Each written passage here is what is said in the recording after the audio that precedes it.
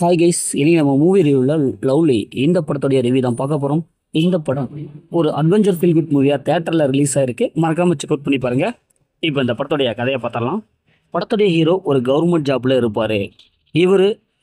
அவருடைய அப்பா இறந்ததுனால அந்த ஜாப் இவருக்கு வந்திருக்கும். ஓகே, ஜாப்பில் ஒரு கான்சன்ட்ரேஷன் பண்ணி அவருடைய ஒர்க்கில் நல்லபடியாக போயிட்டுருக்கும். ஒரு ஜாலியான லைஃப்பை வாழ்ந்துட்டு இருப்பார். திடீர்னு பார்த்தா ஒரு சம்பவம் ஒன்று நடக்கும். என்னன்னா, அந்த சம்பவத்தால் அவர் செஞ்சிருக்க மாட்டார், அவரு தான் செஞ்ச அப்படின்னு சொல்லிட்டு ஜெயிலுக்கு போயிடுவார். அங்கே ஜெயிலில் என்னடா அப்படி லைஃப் இப்படி ஆகிப்போச்சு அப்படின்னு சொல்லிட்டு ஃபீல் பண்ணிட்டுருப்பாரு. அந்த மாதிரி சுச்சுவேஷனில் அங்கே ஒரு ஒன்று நம்ம ஹீரோ கிட்ட பேசும். அந்த ஒரு லேடி ஈயாக இருக்கும்.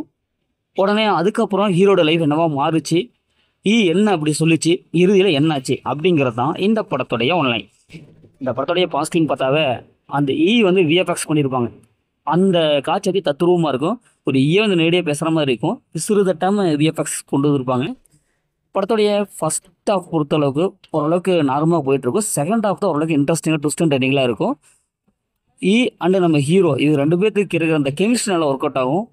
ஒரு ஃபீல் குட் நல்லா நமக்கு ஈஸியாக கனெக்ட் ஆகுது. கிளைமேக்ஸில் செம்மையான ஒரு கிளைமேக்ஸ் ஒரு ஃபீல் குட்டாக கொடுத்துருப்பாங்க. அது நல்லா ஒர்க் அவுட் ஆகுது. ஃபஸ்ட் ஹாஃபில் அப்படி இப்படின்னு இருந்தாலும் செகண்ட் ஹாஃப் அந்த வந்ததுக்கப்புறம் தான் படத்தில் ஒரு சுவாரஸ்யமாக ஆரம்பிக்குது.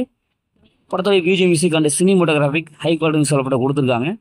இந்த படத்துடைய மைனஸ்ன்னு பார்த்தாவே என்னதான் இவங்க கிராஃபிக்ஸ் விஎஃப்எக்ஸ்லாம் பக்காவாக கொடுத்துருந்தாலும் அந்தளவுக்கு பெருசாக கதை ஒன்றும் இல்லை. பார்த்து பழக்கப்பட்ட அதே கதை தான்.